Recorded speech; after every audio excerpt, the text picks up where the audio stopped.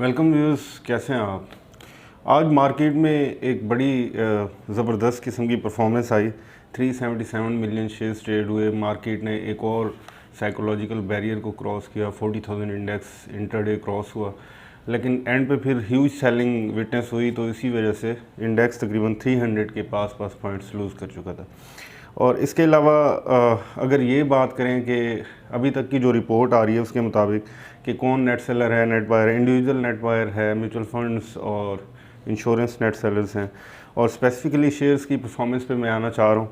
वो ये है कि जो शेयर्स रिकमेंड किए थे आज फर्स्ट हाफ में, उनकी ओवरऑल सारी मार्केट इतने दिनों से पॉजिटिव है, लेकिन उनकी वो भी कुछ शेयर्स चल पड़े हैं, कुछ टारगेट्स के करीब हैं। जैसे साजगार इंजीनियरिंग ने आज कंजेक्टिव सेकंड लॉक किया 169 पे, एंड पे फिर टूटा जब मार्केट बेरिश तो नहीं कहना चाहिए, मार्केट में जब सेलिंग आई। तो इसके अलावा डॉ 143 टच किया। इसके बाद जो हबीब मेट्रो बैंक है उसने 36 टच किया, और बैंक अल्फला ने 39 किया। एवेंसियन में 5 मिलियन का वॉल्यूम था और 57.39 को टच किया। बीओपी में ह्यूज वॉल्यूम था और ये फाइनली चल भी पड़ा। 10.5 रुपये पे देखा गया आज इसे हाईएस्ट, और 18 मिलियन शेयर्स इसमें ट्रेड हुए। हम नेटवर्क को मैं देख रहा था, वो उसमें सेलिंग बढ़ती जा रही है दिन ब दिन। देखते हैं अभी, क्योंकि मैनिपुलेशन वाला शेयर है ये, और कोई न्यूज़ नहीं है, कोई पॉजिटिव ट्रिगर नहीं है, तो ऐसे ही कोई मैनिपुलेट हो रही थी। तो अभी देखते हैं फ्यूचर में फिर होता है कि वापस वही 5-6 रुपये पे आ जाता है। जो PSX का शेयर है, PSX के नाम से मार्केट पे, वो पिछले दिनों तकरीबन 1-1.5 वीक पहले 9 पे समथिंग पे मिल रहा था, 9 पॉइंट समथिंग पे। आज उसने अपर लॉक किया 13.40 पे, तो ये 25% ऑलमोस्ट है। तो इसके अलावा जो सल ने लूज़ किया जब बाद में ट्रेंड रिवर्स हुआ, जो ऊपर जा रहा था, 267 का हाईएस्ट देखा, फिर 252 पे आया हुआ था लोएस्ट पे।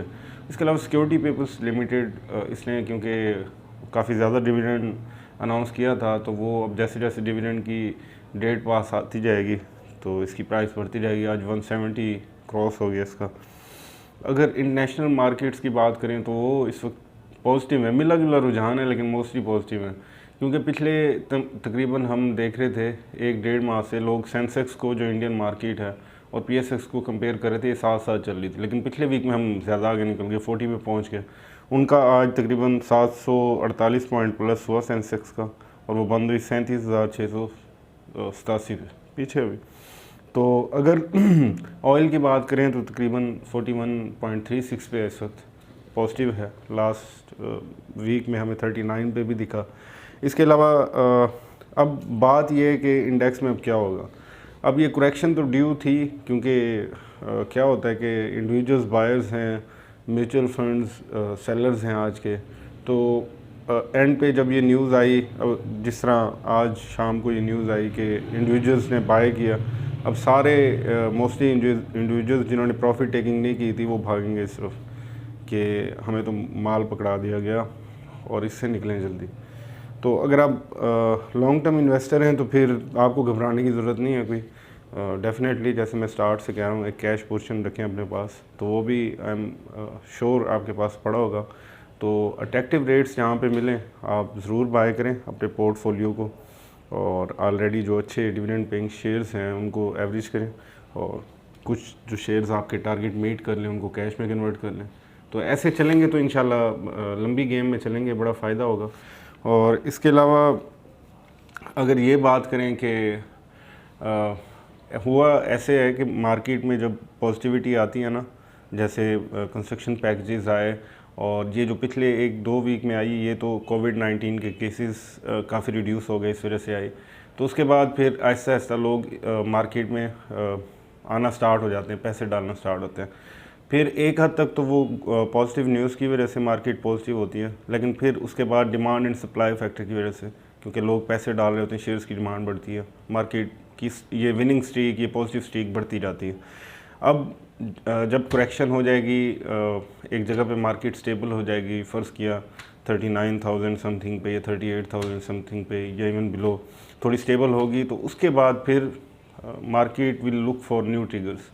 अगर पॉजिटिव ट्रिगर्स होंगे, पॉजिटिव न्यूज़ होंगे तो ये 40 क्रॉस करेगी, 45 की तरफ इंच करेगी, 42 43 की तरफ शॉर्ट टर्म में इंच करेगी।